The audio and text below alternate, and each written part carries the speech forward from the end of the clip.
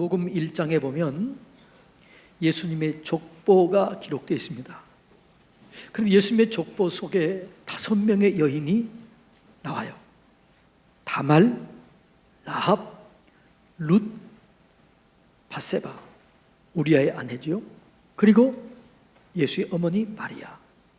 그런데 이 사람들의 공통점은 기구한 운명을 가지고 있다는 거예요. 그 중에서 이 라합과 룻은 이방 여인이었습니다. 라합은 여리고성 사람이었고 룻은 모압 여인이었습니다. 여러분, 이스라엘 사람들은 선민의식이 강하기 때문에 이방인들과 먹지도 않고 함께 교제하지도 않았습니다. 그런데 결혼을 한다는 것은 상상하지 못할 일이에요. 그러니까 기생 라합이 예수님의 족보에 들어왔다, 이 얘기는 은혜 아니면 설명이 안 되는 거예요. 하나님은 우리의 과거를 묻지 않습니다. 과거에 뭘 했느냐, 어떻게 살았느냐, 이걸 묻지 않아요. 그런데 오늘 본문이나 신약이나 구약이나 공이 라합을 얘기할 때는 그 앞에 기생 라합이라고 얘기해요. 왜 이렇게 수치스러운 이름, 그 이름을 기생 라합이라고 그랬을까요? 오늘 하나님께서 기생 라합을 통해서 이렇게 얘기하십니다.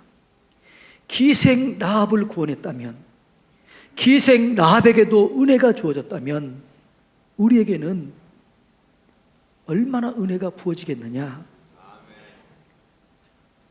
내가 이렇게 믿음으로 선 자에게 은혜 주기를 원한다, 주님의 말씀인 줄로 믿습니다. 그래서 주님은 우리를 부를 때에 우리의 학식이나 우리의 재산이나 우리의 얼굴이나 이런 거 보지 않아요. 주님이 보시는 것은 믿음을 보는 거예요. 그 믿음을 통해서 하나님을 나타내고 하나님을 드러내고 하나님을 증거하는 사람을 찾는 거예요. 고린도전서 1장에 보면 이렇게 얘기를 해요. 우리를 둘러봐라. 우리 중에 그렇게 몸벌 좋은 자, 지혜로운 자, 또 이런 사람이 없지 않느냐, 이렇게 얘기를 해요. 자, 한번 볼까요? 고린도전서 1장 26절로 31절 다 같이 한번 읽습니다. 형제들아, 너희를 부르심을 보라.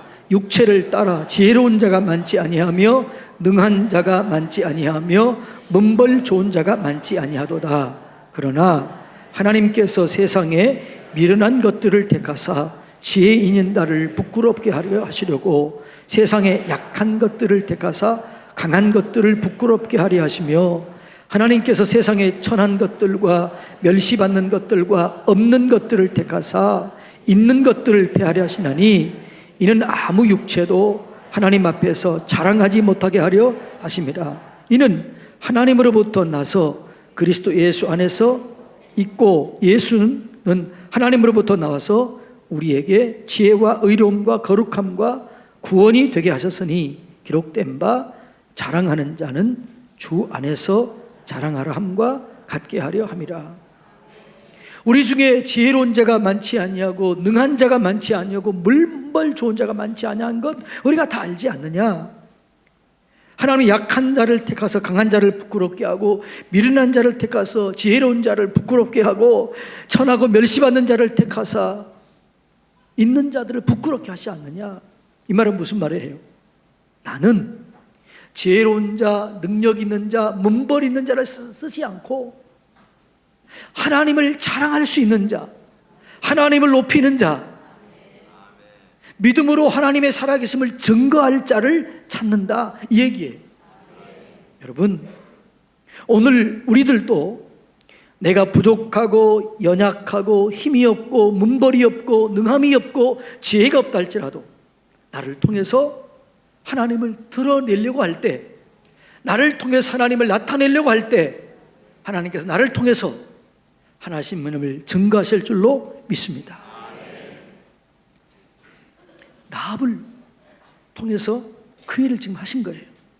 자, 그러면 그 라합의 믿음이 뭐였을까?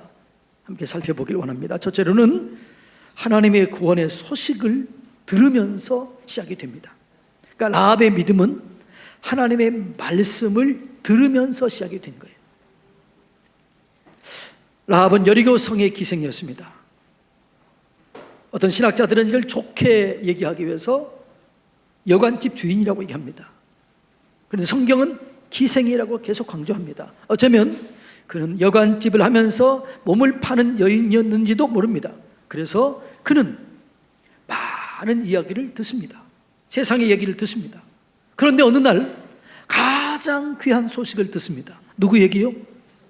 하나님의 얘기를 듣습니다. 하나님이 하신 이야기를 듣습니다. 자, 여호수아서 2장 10절 다 같이 읽습니다. 너희가 애굽에서 나올 때에 여호와께서 너희 앞에서 홍해 물을 마르게 하신 일과 너희가 요단 저쪽에 있는 아모리의 사람의 두 왕 시혼과 옥에게 행한 일, 곧 그들을 전멸시킨 일을 우리가 들었음이니라. 들었다는 거예요. 홍해 물을 마르게 하고 건너게 했던 일과, 그리고 아모리 사람의 두 왕 시혼과 옥을 전멸시켰던 일을 우리가 들었다. 그리고 이 견고한 성 여리고 성이 하나님께서 무너뜨리고 이스라엘 백성들에게 주겠다는 얘기를 들었다는 거예요. 들었다는 거예요. 이 들으면서 라합의 믿음이 시작된 겁니다. 그러니까 여러분, 우리가 듣는 것이 중요해요. 무엇을 듣느냐가 중요해요. 두려운 이야기를 들으면 사람이 두려움이 생깁니다. 무서운 이야기를 들으면 무서움이 옵니다. 여러분들이요, 공포 영화를 보고 자면은 그날 밤에 두려운 꿈을 꿔요. 기쁨의 이야기를 듣으면 우리 속에 기쁨이 일어납니다.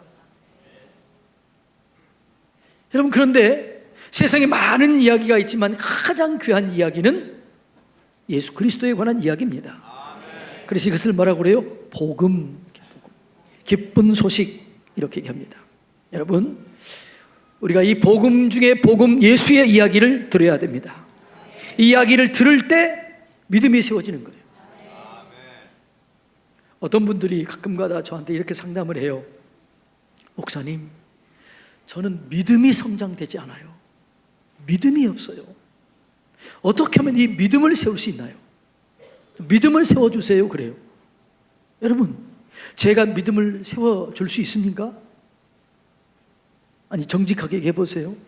제가 믿음을 세워줄 수 있어요? 없어요? 못 세워요. 내가 믿음을 세워주면 얼마나 좋겠어요. 믿음은, 성경은 두 가지를 통해서만 세워집니다. 첫째는 뭐냐 그러면 로마서 10장 17절에 보면 믿음은 들음에서 나고 들음은 그리스도의 말씀으로 말미암느니라. 그러니까 여러분들이 믿음이 세워지기 위해서는 말씀을 들어야 돼요. 읽어야 돼요. 공부를 해야 돼요. 말씀을 가까이 해야만 믿음이 세워지게 되는 거죠. 그러니까 여러분의 말씀이 읽지 않고 듣지 않고 공부하지 않으니까 믿음이 안 생겨지는 거예요. 자꾸 듣는 자리에 사모하시기 바랍니다. 성경을 공부하시길 바랍니다. 자꾸 읽고 암송하시길 바랍니다. 여러분, 또 두 번째는 뭐냐 그러면 믿음의 주인이 있어요. 그 믿음의 주인이 누구예요? 예수님입니다. 히브리서에 보면 믿음의 주요 온전케 하신 이인 예수를 바라보자. 그러니까 예수를 바라보고 예수를 믿어야 믿음이 생기는 거예요. 그러니까 여러분, 이 성도가 믿음이 생겨지면 시험이 안 들어요. 여러분, 언제 은혜를 받게 됩니까? 말씀이 들려져요. 깨달아져요. 이해가 되는 거예요. 오늘 여러분 여기에 수백 명이 있지만 이 속에 지금 제가 설교하는 말씀이 이해가 되는 사람도 있고 이해가 안 되는 사람도 있어요. 이해가 안 되는 사람은 여러분 감격이 없는 거예요. 그런데 말씀을 들을 때 이해가 되는 거예요. 깨달아지는 게 이게 은혜예요. 그럼 시험에 들지 않는 거예요. 언제 시험 듭니까? 말씀이 깨달아지지 않는 거예요. 이해가 되지 않는 거예요. 말씀을 들어도 목사님이 지금 무슨 말을 하나 이해가 안 되는 거예요. 이런 사람은 시험에 들어요. 여러분, 말씀이 들려지게 되기를 축복합니다. 이해가 되어지기를 축복합니다. 그래서 성경은 뭐라고 그래요? 복 있는 자는 들려지는 거예요. 귀 있는 자는 들을지어다. 여러분, 말씀을 읽을 때마다, 설교를 들을 때마다 깨달아지고 이해가 되고 여러분의 삶 속에 적용되어지기를 주님의 이름으로 축복합니다. 그러니까 라합의 믿음은 들을 때 믿음이 시작된 겁니다. 두 번째로 라합은 믿음을 듣고는 어떻게 했습니까? 그걸 입으로 고백한 거예요.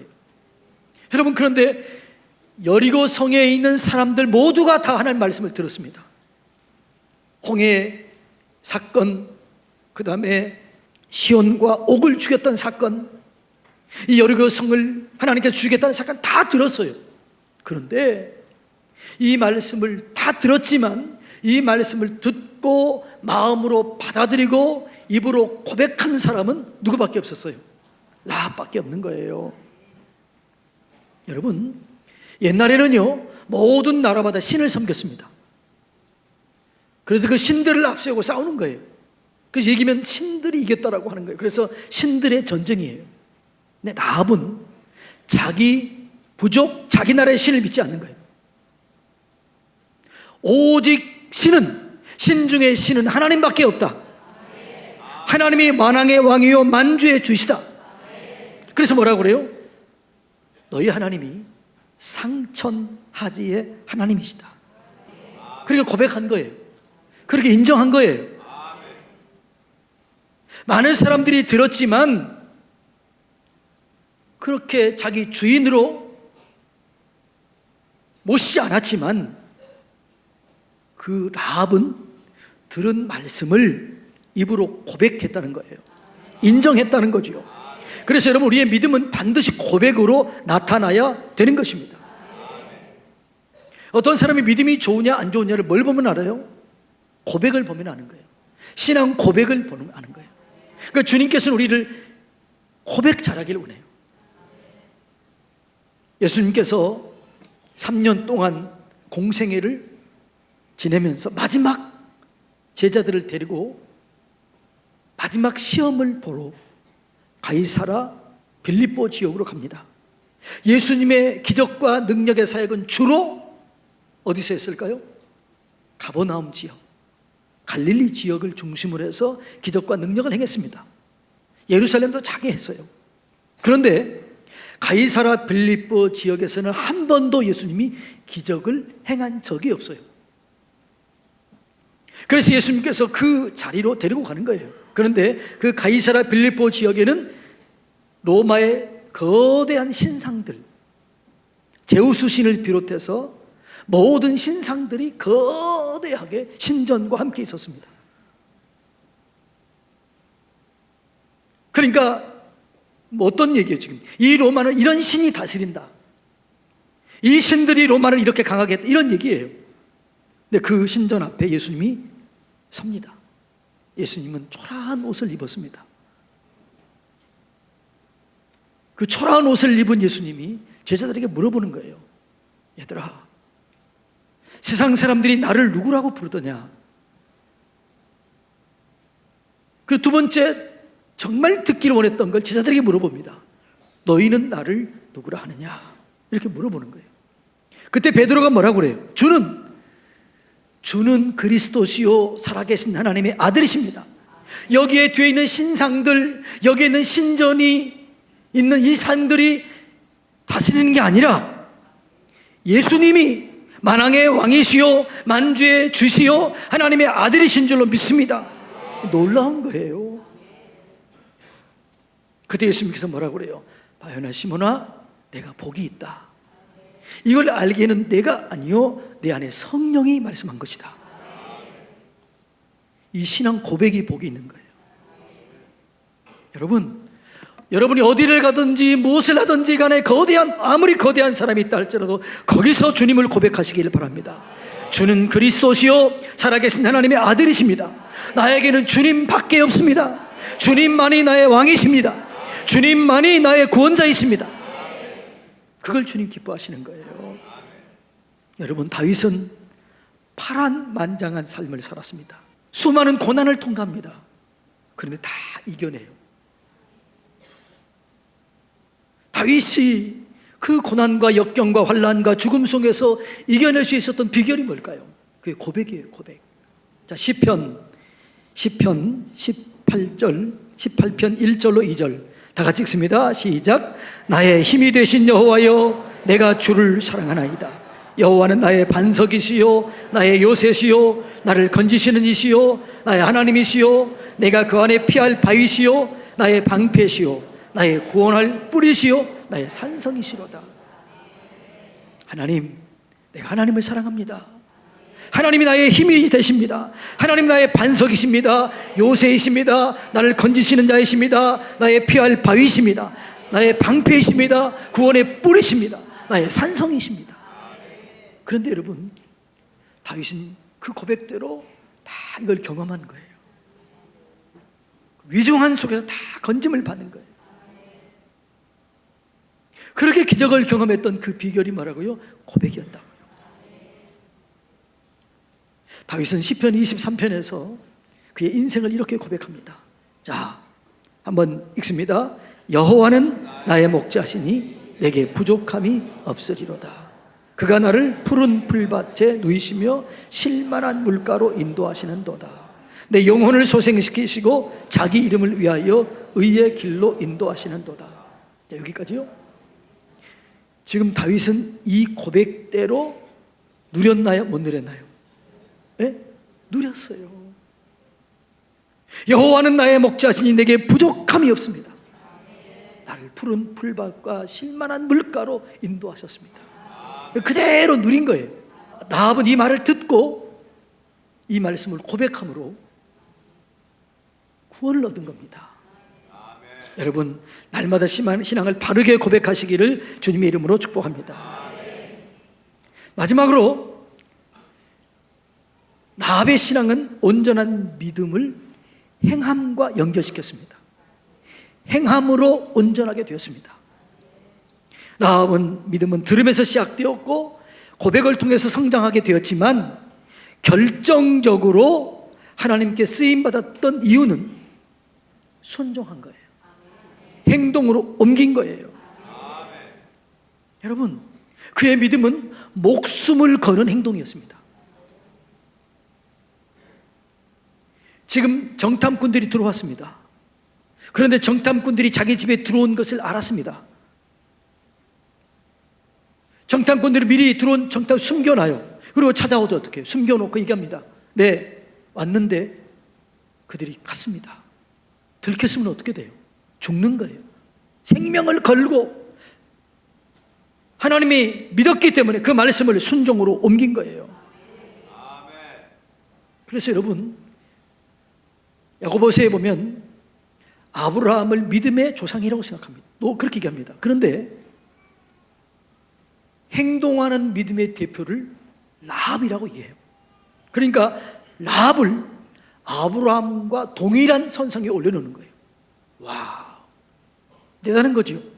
자, 한번 볼까요? 야고보서 2장 25절로 26절 다 같이 읽습니다. 이와 같이 기생 라합이 사자를 접대하여 다른 길로 나가게 할 때에 행함으로 의롭다 하심을 받은 것이 아니냐. 영혼 없는 몸이 죽은 것 같이 행함이 없는 믿음은 죽은 것이니라. 예. 아브라함의 믿음과 라합의 행위를 연결시킨 거예요. 그러니까 그렇게 라합이 행동하는 믿음을 가졌다는 거예요. 여러분, 우리의 믿음은 들으면서부터 시작이 되고 고백함으로 성장되고 그 고백을 삶의 현장 속에 옮길 때 온전하게 되어서 기적이 일어나게 될 줄로 믿습니다. 믿음의 체후는 행동이에요. 순종으로 옮기는 것입니다. 여러분, 라합이 하나님을 믿었습니다.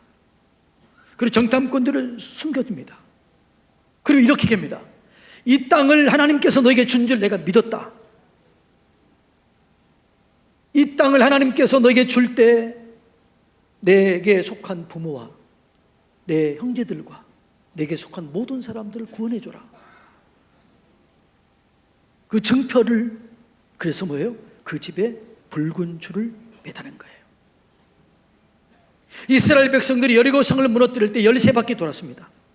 13바퀴 돌 때 여리고 성 사람들은 너무 무서워가지고 개미 한 마리 나오지 않고 집에서 두려움에 떨고 있었어요. 그런데 그 여리고 성을 돌고 있을 때 한 사람이 쭉 이렇게 내려다봐요. 누구였을까요? 네? 라합이 보는 거예요. 지금 여리고성을 돌고 있는 그 사람들 보고 있는 거예요. 성경에 나와 있지 않지만 그랬을 것 같아요. 라합이 보고 있는 거예요. 왜? 그 확실하게 믿었기 때문에. 그 믿음으로 보는 거예요. 그리고 그 성이 무너질 때 어떻게 해요? 다 보이는 거예요. 살았다.